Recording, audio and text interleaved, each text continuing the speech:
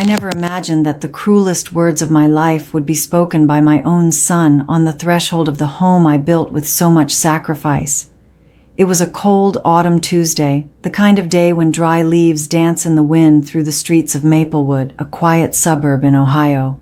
The clock on the kitchen wall read 2:37 p.m., and I, Sarah Miller, 62, had just taken an apple pie out of the oven, its sweet, comforting aroma filling the air. I was waiting for Michael, my only son, for our weekly afternoon coffee. He had always been my pride, the reason for every effort, every sleepless night. The doorbell rang, and my heart filled with a familiar joy. I opened the door with a wide smile, but he didn't return it. Michael, 35, in his impeccable suit and a stony expression, looked like a stranger. In his hands, he held a brown envelope. "Mom," he began, his voice devoid of any warmth. "We need to talk. It's about the house." My smile faltered. He walked in, without even taking off his shoes, and went directly to the kitchen table, placing the envelope on the lace tablecloth my grandmother had embroidered. "What is this, Michael?" I asked, feeling a chill run down my spine. He pushed the envelope towards me. "It's an eviction notice, Mom. The bank is repossessing the property." My mind refused to process it. "But how? I've always paid the bills, Michael. This house has been paid off for years." He sighed, as if my ignorance was a burden. "Yes, it was. But I used the house as collateral for an investment, which didn't work out, and now you have to leave." "Oh, now you." The words hit me like a physical blow, but what came next was even more devastating. "Mom, I know it's hard, but you're a burden now. I have my own life, my family. I can't carry this responsibility anymore." Burden. The word echoed in my mind, crushing every fiber of my being. The apple pie, still warm, seemed to mock my desolation. My world, which until then had seemed solid and secure, was crumbling before my eyes. The word burden reverberated in my mind, a cruel echo that contrasted sharply with the memories of a life of dedication. Michael was not just my son. He was the center of my universe from the day he was born. I raised him alone in a small town in rural Pennsylvania after his father David left us when Michael was only 5 years old. David, a charming but irresponsible man, disappeared without a trace, taking with him the few savings we had and leaving me with a small child and a mountain of debt. At that time, I worked 2 jobs. In the morning, as a waitress at the Sunrise Diner, a cozy place smelling of fresh coffee and pancakes. At night, I cleaned offices downtown. The hours were long, my feet ached, and fatigue was a constant companion. But every penny I earned was for Michael. I remember sewing his Halloween costumes by hand, spending sleepless nights helping him with school projects, saving every dollar so he could have the music lessons he loved so much. When he was accepted into State University, one of the best in the state, my heart swelled with pride. I knew tuition would be a challenge, but I would never let him give up his dream of becoming an engineer. I took a 3rd job, selling cosmetics door-to-door on weekends, and took out loans that put me in debt for years. "Mom, you're the best," he would say, hugging me tightly with that smile that melted away any fatigue. "Someday I'll give you everything you deserve." Those words were my fuel, the promise of a future where my sacrifice would be rewarded. The house, this very house in Maplewood, was the symbol of everything we had achieved together. I bought it with a lifetime savings. Every brick, every window was the fruit of my sweat and dedication. It was our refuge, the place where Michael grew up, where we celebrated birthdays, graduations, and where he introduced me to Emily, his wife, with whom he had 2 beautiful children. I always supported him, even when his choices were not what I expected. And now, the son I had nurtured with unconditional love, whom I had placed above all my own needs, called me a burden. The irony was as bitter as the cold coffee I had forgotten on the counter. The silence Michael left behind was deafening, filled only by the ticking of the clock and the lingering smell of apple pie, now cold and unappetizing. I was paralyzed, the words burden and eviction notice swirling in a vortex in my mind. How could I have been so blind? How could the son I loved more than my own life treat me with such cruelty? Desolation was a heavy cloak, suffocating me. I wandered aimlessly through the house, my fingers brushing against familiar furniture, each object a memory of a past that seemed to have been an illusion. The armchair where Michael used to curl up to read, the bookshelf with the books he loved, the framed photo of his graduation, where I stood beside him, beaming with pride. In all my memories, I was there, present, supporting, loving. And now, I was a nuisance, a burden. I felt an uncontrollable need to escape from that painful present. My eyes fell upon a dusty wooden box in the corner of the living room, a box that held the memories of Ricardo, my late husband. It was a keepsake box, filled with old letters, faded photos, and some documents he cherished. Perhaps, I thought, reliving the past would help me forget the present, even for a brief moment. With trembling hands, I opened the box. Inside, between a photo album from our honeymoon and a yellowed love note, I found a leather folder. I didn't remember seeing it before. Curious, I pulled it out. Inside there were old documents, some with seals and stamps I didn't recognize. And then, at the bottom of the folder, a sealed envelope with elegant handwriting that was neither mine nor Ricardo's. To be opened only in case of extreme necessity, the inscription read. My heart skipped a beat. Extreme necessity had arrived. With trembling fingers, I tore the seal, and what I found inside was not just a document, but the key to a truth that would change everything. With trembling hands, I tore open the envelope. Inside, there wasn't just one document, but a stack of yellowed papers and a letter, written in a handwriting I immediately recognized. My father's, Thomas Sullivan. My heart pounded. My father had passed away more than 20 years ago, and I never knew he kept secrets. The letter began formally, but soon became personal. My dearest Sarah, if you are reading this letter, it means the time has come. The time for you to know a truth I've kept for decades, not out of malice, but to protect you. This house, Sarah, the house in Maplewood, is not just yours. It is, and always has been, a legacy, a refuge. When your grandfather, my father, passed away, he left this property to you, my only daughter. He loved you deeply and wanted to ensure you always had a safe home, regardless of life's circumstances. However, there was a peculiar condition in his will, a clause that I, as your legal guardian at the time, had to accept for the property to be transferred to you without complications. My breath caught in my throat.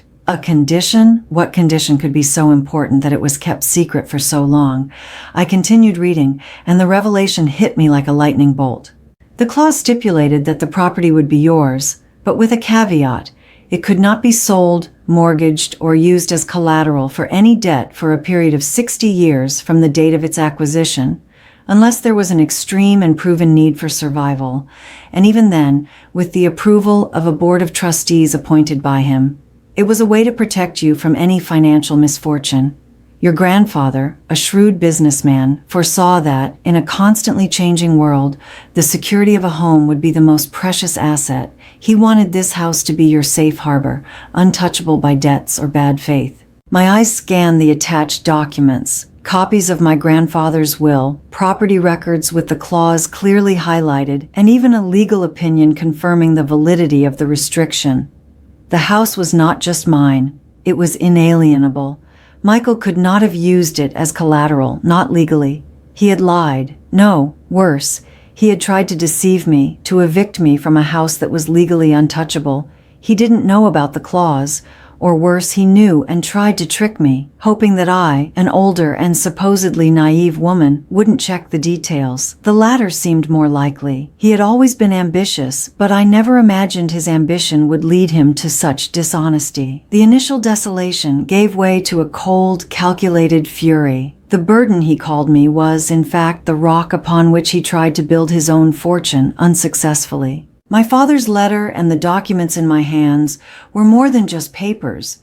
They were proof of a betrayal, of a cold and calculated manipulation. The pain of the burden Michael had placed on me transformed into a silent fury, a chilling fire that burned in my veins. How could he? How could the son I raised with so much love and sacrifice, to whom I dedicated every fiber of my being, try to deceive me, to evict me from my own home, from the house that was my legacy, my safe haven? I remembered every sacrifice, every sleepless night, every penny saved to ensure he had the best. The music lessons, college, the car I bought him when he graduated, all of this so that he, at the height of his ambition, would see me as an obstacle, a burden to be discarded. The image of his impassive face, his cutting words, everything now fit into a pattern of selfishness and disrespect that I, in my maternal naivety, had never wanted to see. The anger was not hysterical. It was not loud. It was a contained, dangerous anger. It was the anger of a mother who had been underestimated, betrayed, and humiliated. I took a deep breath, smelling the apple pie, now a bitter reminder of an afternoon that should have been happy. The innocence of that moment had been brutally crushed by the truth. I spent hours rereading the documents, every word, every clause. The 60-year restriction, the need for approval from a board of trustees. Michael not only tried to mortgage the house, he did it illegally, or, at the very least, based on fraud. He didn't know about the clause. Or worse, he knew and tried to trick me, hoping that I, an older and supposedly naive woman, wouldn't check the details. The latter seemed more likely. He had always been ambitious, but I never imagined his ambition would lead him to such dishonesty. The initial desolation gave way to a fierce determination. I would no longer be the burden. I would be the rock, the unshakable foundation he tried to demolish. And he would learn the hard way that underestimating a mother can have devastating consequences. Night fell over Maplewood, but the darkness in my house was deeper than the absence of light. It was the darkness of disappointment, of betrayal. However, amidst this darkness, a flame of resolve began to burn. I would cry no more. I would not lament. The naive and desolate Sarah had died in the kitchen, crushed by her son's words. In her place, a woman determined to protect her legacy and teach an unforgettable lesson was born. I picked up my phone and, with a clear mind and a cold heart, began to act. The first call was to Dr. Peterson, the family lawyer, a trusted man who had handled my father's affairs for years. His voice when he answered was warm and familiar. "Sarah, what a pleasant surprise. How can I help?" My voice, unlike his, was firm and devoid of emotion.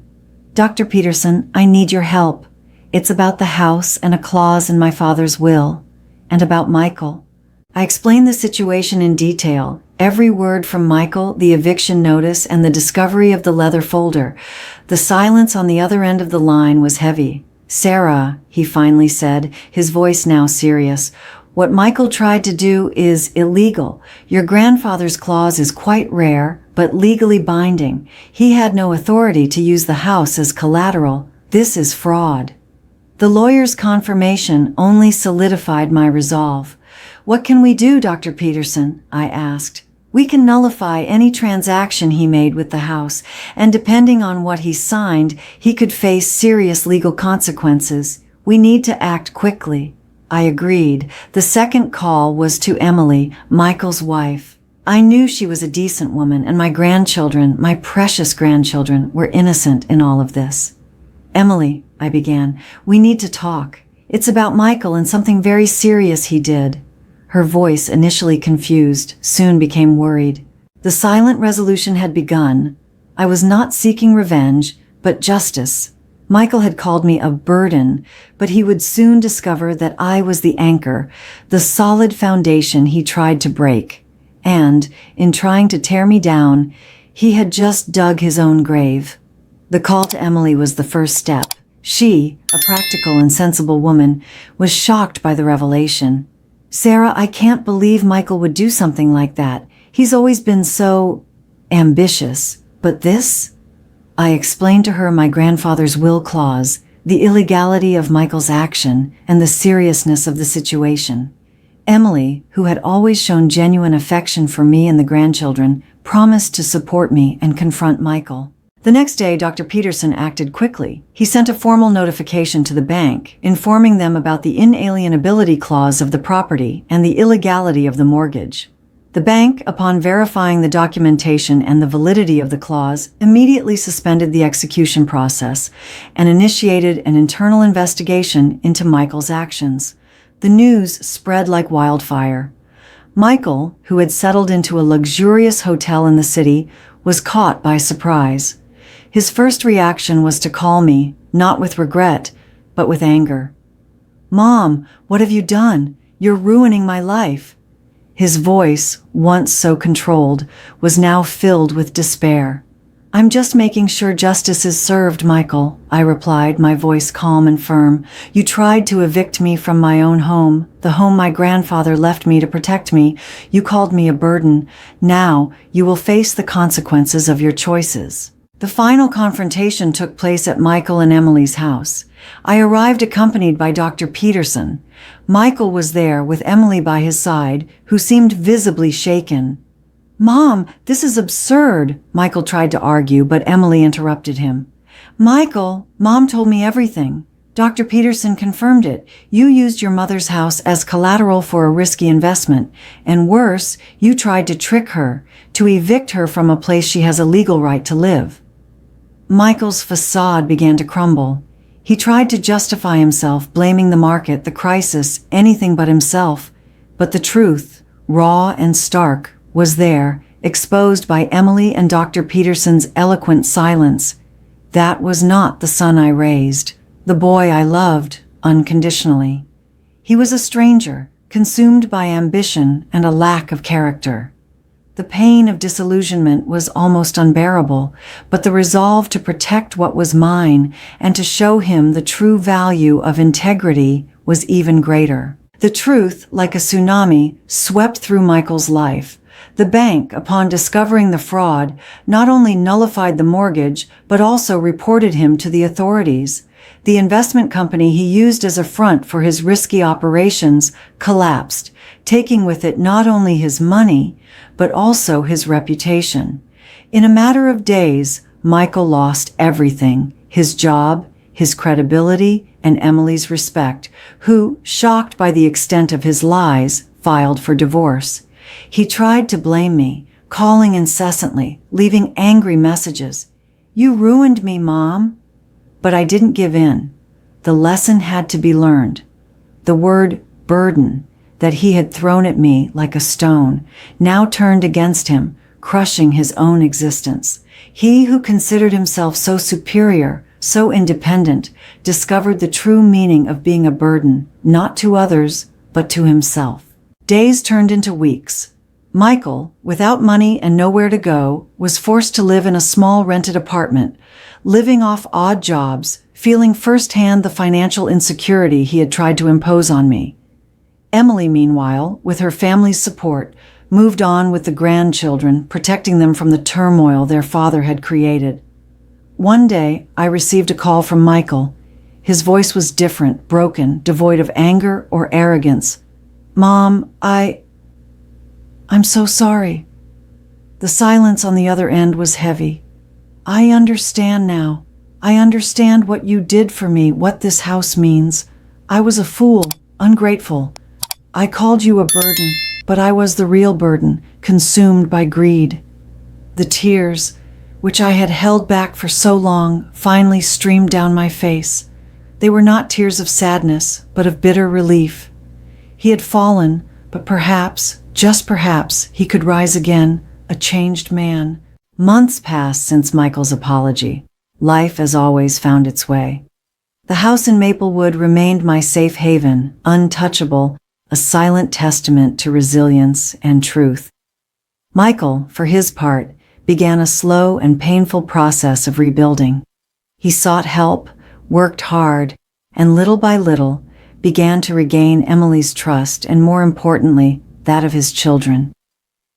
One day, he came to visit me, not in the impeccable suit of before, but in simple clothes and with a humble look.